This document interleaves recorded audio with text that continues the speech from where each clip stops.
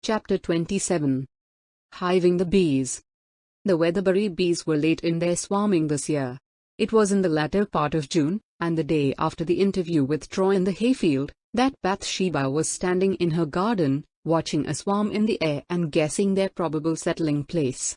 Not only were they late this year, but unruly. Sometimes throughout a whole season all the swarms would alight on the lowest attainable bough, such as part of a currant bush or espalier apple tree. Next year they would, with just the same unanimity, make straight off to the uppermost member of some tall, gaunt costard, or quarrenden, and they defy all invaders who did not come armed with ladders and staves to take them. This was the case at present.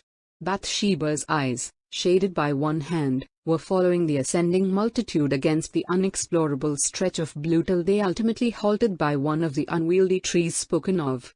A process somewhat analogous to that of alleged formations of the universe, time and times ago, was observable. The bustling swarm had swept the sky in a scattered and uniform haze, which now thickened to a nebulous center. This glided on to a bough and grew still denser, till it formed a solid black spot upon the light.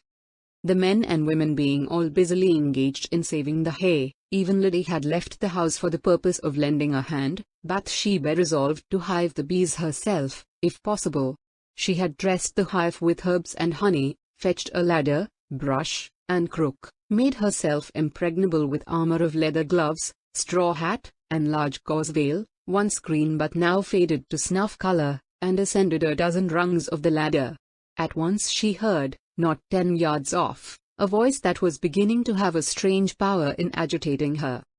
"Miss Everdeen, let me assist you. You should not attempt such a thing alone." Troy was just opening the garden gate. Bathsheba flung down the brush, crook, and empty hive, pulled the skirt of her dress tightly round her ankles in a tremendous flurry, and as well as she could slid down the ladder. By the time she reached the bottom Troy was there also, and he stooped to pick up the hive. "How fortunate I am to have dropped in at this moment!" exclaimed the sergeant. She found her voice in a minute. "What? And will you shake them in for me?" she asked, in what, for a defiant girl, was a faltering way, though, for a timid girl, it would have seemed a brave way enough. "Will I?" said Troy. "Why, of course I will. How blooming you are today." Troy flung down his cane and put his foot on the ladder to ascend. "But you must have on the veil and gloves, or you'll be stung fearfully." "Ah, yes. I must put on the veil and gloves. Will you kindly show me how to fix them properly? And you must have the broad-brimmed hat, too, for your cap has no brim to keep the veil off, and they'd reach your face." The broad-brimmed hat, too, by all means. So a whimsical fate ordered that her hat should be taken off, veil and all attached, and placed upon his head, Troy tossing his own into a gooseberry bush.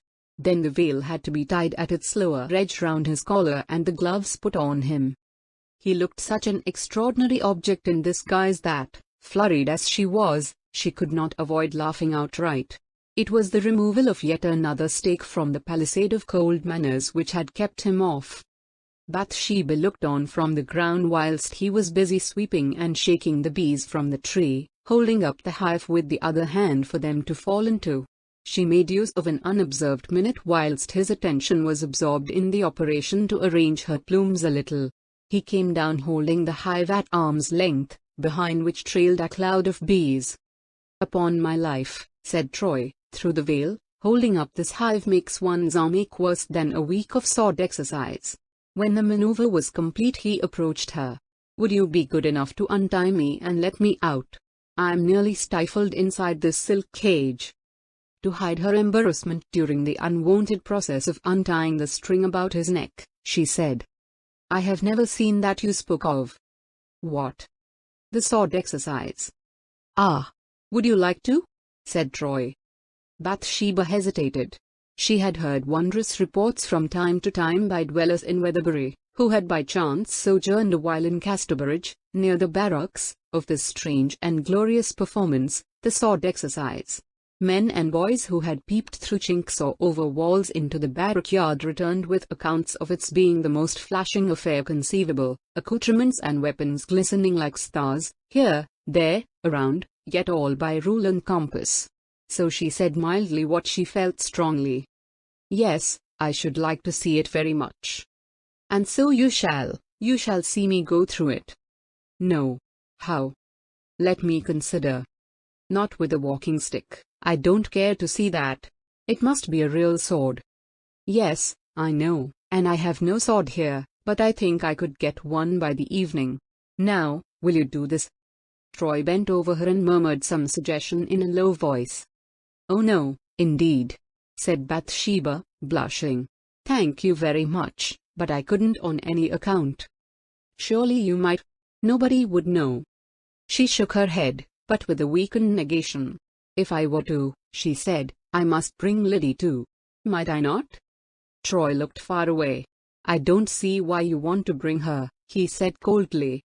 An unconscious look of assent in Bathsheba's eyes betrayed that something more than his coldness had made her also feel that Liddy would be superfluous in the suggested scene. She had felt it, even whilst making the proposal. Well, I won't bring Liddy, and I'll come. But only for a very short time, she added, a very short time. It will not take 5 minutes, said Troy. End of the chapter. Thank you.